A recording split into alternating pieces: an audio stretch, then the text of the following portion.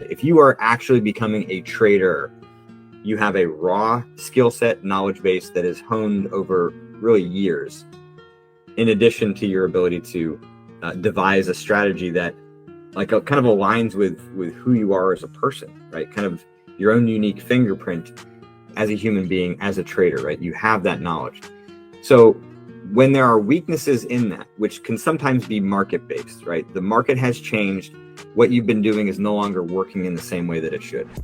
If you experience some feelings of fear, right? That feeling could actually be a legitimate indicator that there's just some misalignment that is no longer valid.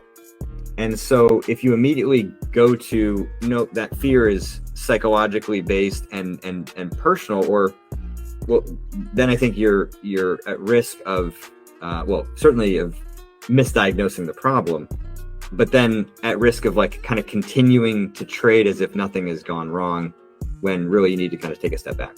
How do you know that that's the case? Well, so there's the kind of the reactivity that comes from market-based data interacting with your strategy. And then there's the flaws, the biases, the illusions, the wishes that you are bringing into the market.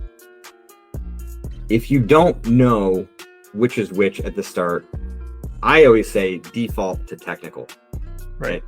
But that's why you have to kind of write out what's going on in the moment.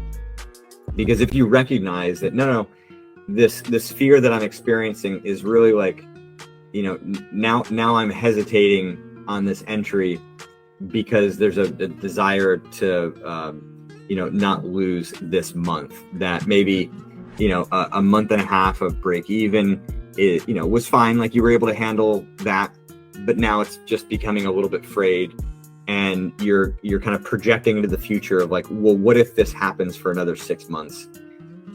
Now all of a sudden, finances are going to get a little bit tighter, and your mind is kind of snowballing in that direction.